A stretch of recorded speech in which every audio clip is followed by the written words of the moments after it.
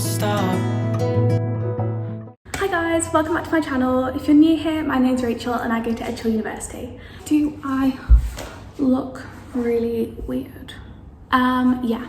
So today I'm going to be doing a cook with me video slash, what's it called? Q&A. If you've been here for a while, you'll know by now that I don't have a camera anymore because I broke it and I don't trust myself to get another one, so I'm filming on my phone. So I've got my Instagram off on here and I'll be scrolling through it on here. So I asked you guys this morning to put up some questions that you wanted to know, so I'm going to answer some of those and make soup. I thought that this would be a really good recipe to do because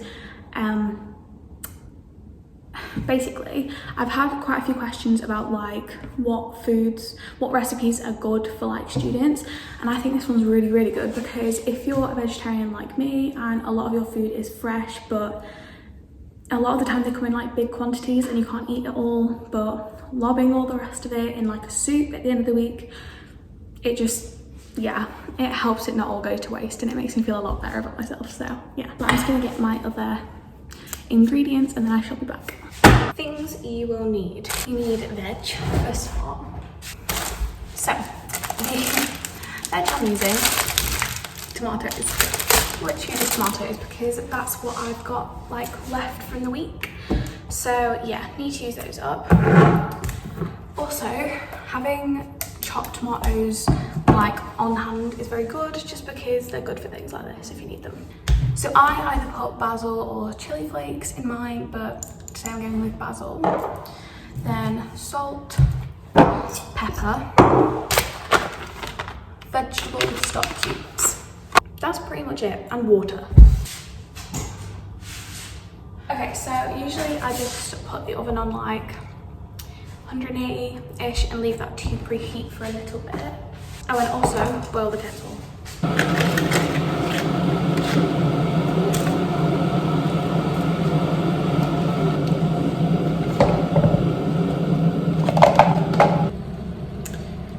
I'm gonna say go for about 450 milliliters. No, 350. Let's go 350. Yeah. So just leave that in there for a little bit. You can probably also use like the vegetable powder, but I just prefer the cubes. Okay. What accommodation is best? Where am I? What accommodation is best for a mix of party and quiet? Okay. I'd say Palatine itself is quiet, but the building I'm in has a lot of quiet flats, so I don't know whether it's because of that or not, but it's like fun as well, if you get me. Like, I think it's just that, you know what I can describe it is that Palatine kind of respects social batteries, should we say, whereas I'm not quite sure Chancellor's Court did. Obviously I only have my experiences, but I know a lot of people think the same. So I think if you're like a party animal, go for Chancellor's Court. And if you're not, I'd say go for a quiet hall in Palatine. I just say Palatine, quiet halls, very good because you still have like parties within your flat and stuff, but like, not that you can do anything else in COVID. But yeah, parties in your own flat, very good, but respect social batteries. So yeah, I'd say Palatine's good. I'm not too sure about other ones apart from Chancellor's Court. I just say don't go for Chancellor's Court if you don't want to be like up every single night. Next question. I'm gonna go for uni themed ones first, just FYI. What not to buy for uni? Okay, oh, this is a difficult one. Not really sure. Someone's fully like doing construction next door. Lovely. Okay, I'd say just don't overload on like little bits of extra furniture. Like, I know a lot of people who brought like ottomans and stuff. I don't know, it's just like there's, as much as they're fairly big rooms, they don't have, like, as soon as you put extra furniture in, they seem a lot smaller. So I'd be careful of that. Two 2 sets of bed sheets, but no more than that. Don't overload on the clothes you bring, because you've not actually got anywhere near as much room as you do at home. I can guarantee you that. Oh yeah, right. Shoe racks for inside, like your cupboard, don't bring them, because there's nowhere to go. Like, I literally have no spare room in my cupboard. And I know people who have like brought shoe racks to put all their shoes in, but then literally like that takes up so much space in your hanging space in your cupboard. So don't do that. Just like set them by the door or something. Unless you are really like light with the amount of shoes. No, I mean amount of clothes you bring. But I'm sorry that my answer was boring, because I feel like everything that I brought I used. So that's just me, but that's because I had an older sister in uni, so I kind of asked her, but like, I don't know. Oh, I wish I could be more helpful with that. Sorry. Did you go on an open day to decide for accommodation? I went to an open day, but let me just watch these, I'll be back in a second. So I went to an open day, but not to decide for accommodation, because I actually originally came here because my dad wanted me to look, but I wasn't interested in a chill. I'd never seen it, I couldn't really be bothered looking. I didn't want to come to the open day. Yeah. And even when I got here, because I was so against it, I just didn't think it through. I didn't give it any second thoughts. I was like, I don't want to come here, I'm not going to look for accommodation. But if I'm honest, I barely looked at anything whilst I was here, and I think I was in that mindset of like, this is what my parents want me to do, so I'm not going to do it. Which was a stupid mindset, really, because then when I came back on my own for my audition, I was in love with it, because I saw what I actually wanted to see. There was no one in my ear saying, oh, look at this, look at this, look at this. As much as my parents were so right, and they were so lovely to take me to the open days, I was being an ungrateful, spoiled brat. So no, I did not get to look at the accommodation, and me being an ungrateful, spoiled brat made myself miss out on the chance to look at accommodation. However, Tay did come and look at accommodation, and he gave me advice on it, and I also looked on the website, but that's pretty much all I had. So my advice: don't be an ungrateful, spoiled brat, and look at accommodation when you get here, even if you think there's a possibility you might not come. So yeah, considering how much I loved the campus second time around, I must have literally not looked up from the ground like once when I came with my dad. Just being truthful there, I don't know why I was like that. I think it's because I was so set on like I wanted to go to London. So yeah, and then I immediately realised I am not a city bird. So a city bird? Is that a thing? Did I just make that up? I don't know. I'm not a city person. I am a small town person. So I like it here. I love it here, because there is like nightlife and stuff, and it is interesting, but it's a lot smaller than a city, and I love that. So yes, also you can't see this really, but I'm just chopping the tomatoes in half. Yeah, so I didn't look at accommodation, but I wish I had. Did you make friends at uni quickly? Yes and no. I think I might have made friends a bit too quickly. Then I also made some friends a little bit slower, and they are like my better friends now. I also like reconnected with friends from high school, which was really nice. I have loads of friends on my course, which I love. Yeah, I think my advice is don't be too forceful with friends. I think trying to take it a bit slower makes like good foundation for friendships, as opposed to like, I don't know, just going too fast and then realizing they're not your type of people. I mean, the people who weren't my type of people, I'm still like friends with, but like they're not as close as I thought they were gonna be. But that's fine. This is the age where you're finding out who are your type of people and what you're like. So yeah. I won't worry about it though. Like, university is such a different experience to college and high school. Like, it's so different, it's unreal. Everyone finds friends. It's pretty much impossible not to in uni. Like, it's a bit more difficult because of COVID, but if you put the effort in, you'll find friends easy. like it's no issue. Do you get on with your new flatmates? Yes, I do. They're all lovely. I've actually only met a few online, but like there's a few people here right now and I love all of them. And there's also a few people online who I've met but haven't met in person yet, and they seem so lovely. Like they were checking in on me when I first moved in, because obviously they didn't know how I was settling and stuff like that, but yeah, they are so lovely. Okay, so we've got some more like maybe don't do this in a white jumper, some less uni orientated ones, so I'll do some of them. Oh, I like this one, style inspo.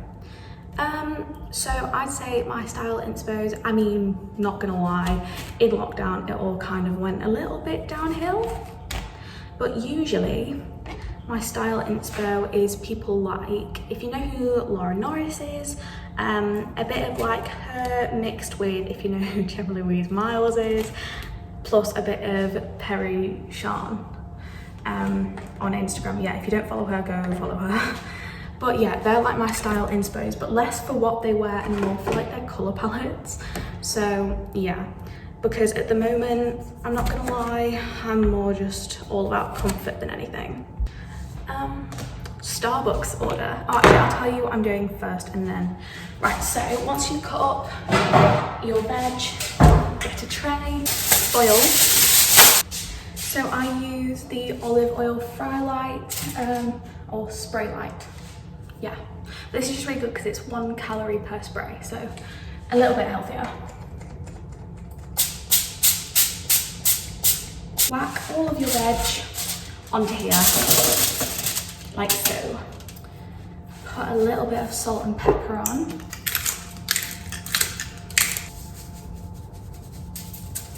Just kind of move it all around a bit. And then whack it on the top shelf for about 20 minutes. So now I'm gonna stab my veggie stock cube and swirl it around a bit, because by this point, most of it's dissolved anyway. Can you see that? But that's what, I got water in the speaker. Anyway, my Starbucks order is an iced caramel macchiato with oat milk. And if it's cold, I'll get it hot. Right, no. Let me just rephrase this. When my body temperature is hot, I'll get it cold. And when it's cold, when I'm cold, I'll get it hot. Does any of that make sense? I don't know. But yeah, anyway, an iced caramel macchiato with oat milk of some temperature. Why did I start YouTube? Why did I start YouTube? I don't really know. I think, if I'm being honest, it's probably because I was a bit bored, because I started it like my first year of college and then I stopped it for a little bit, so I can't have been that into it. And then in lockdown I got a little bit more into it, but then got demotivated, is that a word? Don't know. Over lockdown, like most people did. And then in like the summer before I came to uni, I like absolutely loved it all of a sudden, and I loved filming videos. It was something to do in my spare time. I loved watching uni videos myself. I also realised that Edge Hill didn't have much content that wasn't provided by Edge Hill, so I thought it would be nice to show like a little bit of an insight from a student here. Basically, I wanted to give like an opinion of Edge Hill from a student that wasn't being watched over by the uni, so it was a very honest opinion.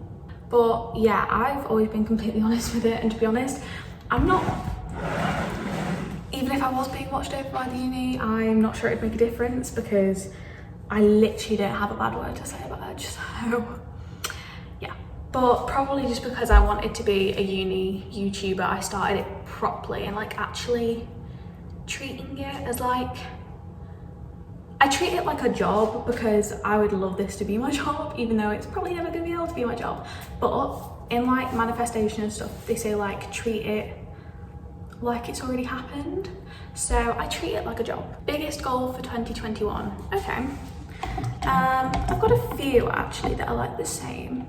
So finding inner peace, that is a really deep one, but finding inner peace is a massive one for me, because I'm, as much as I try not to be, I am one of those people who cares deeply what people think. I'm getting less so, but I am one of those people, and I wish I wasn't. So finding inner peace with myself and accepting that like not everyone's gonna like you, but not everyone's gonna like everyone, because in order for that to happen we'd all have to be like copies of each other. No one wants that. The world would not be interesting. So yeah, not everyone's gonna like me, but whatevs. So yeah, finding inner peace with that, and inner peace with like accepting the world for how it is and not trying to control everything. So that's a big goal. Also, a little bit of a materialistic goal is 1,000 subscribers, but I know that I'm not going to get 1,000 subscribers, so that's kind of just like a goal that I have, that I started to have in 2021, but it's not like a goal that I think I'll achieve necessarily in 2021, if you get what I mean. But no, I like that question. Okay, I'll probably do one more question and then I'll get back onto like the cooking aspect of it. What was the moving process like? So if you want to see all the nice sides of that, go watch my vlog on it. But it was, I don't know, it's just, do you know when like your legs are like moving on autopilot, but they actually just kill? That's what it was like, because I had to take over all of my stuff from, basically this is what happened. I brought most of my stuff home for Christmas because I was aware that I would not be coming home for, and not be coming back to uni for a while. So I did all that and took all that home, and then when I came back we took it all to Tays because it was closer to where I was moving into, and then I went back, told my flat that I was moving out, which was really, really sad actually, but everyone was like dead supportive of it. So yeah, then I packed up all my stuff, and then Louise and Ollie helped me move all my stuff across to here, which was really, really nice of them. But honestly, it was a hard experience. I'm sure that I could have got like a trolley of some sort to help me, but for some reason I just didn't think to ask. And also I needed to go and get like food and things I'd run out of, so I had to do a trip to town as well. Basically, it was one of the most grueling days ever, and it was actually a bit of a few days process, but to actually get moved here, just like solely move all my stuff to here, not decorate or anything, was a full day. From about 7:30, 8 I think, to about 12 o'clock at night or later. But I'm glad I did it because I just needed a change, as you all know if you've watched that video. But yeah, so that got a bit deep. I did not want to get that deep with it, but yeah, anyway, going to get back on with the cooking now. So one thing that I would suggest getting if you like cooking is a hand blender. But I got this one for Christmas, super, super good. It's so good for like pasta sauces, like homemade ones, or again just making soups and stuff. About you all the time, morning, evening, and midnight, such a wonderful delight. Forgo, give up everything that I own. Yeah, I'd give it all up now just to be with you somehow. Unexpected love was found. You're the rose in a garden, and it shows if I'm honest. You're the leaves in mid-August, and I've come out here to say, This is Tegan. So just bought this. Well, no, we didn't buy this. I got this and we couldn't open it, and yeah, she stabbed herself and she thinks she hit bone. It's because we were opening it with a thingy and then it wouldn't work, so we tried 2 other thingies and then they wouldn't work. Tegan tried a fork and then that was slightly working, so we tried a bit of both, And then she comes out with this massive murder knife and she's like, let's use this. And I'm thinking, oh God, this is gonna go wrong. And then she just goes, it was slightly working, and then she goes, it's okay though, I've been through worse, I've been hit by a bus. I was like, sorry. Why are you using metal? This is awkward. So guys, tomato and basil soup with slight, I just hate this word, but chunks, because people say chunky soup and that's disgusting, but that's the only way to describe it, with like, that's not completely smooth, because then you get bits of tomato, and bits of tomato, that sounds nicer than chunks. Well, pour it into 2 of these, put them in the fridge for tomorrow and the day after, so yeah.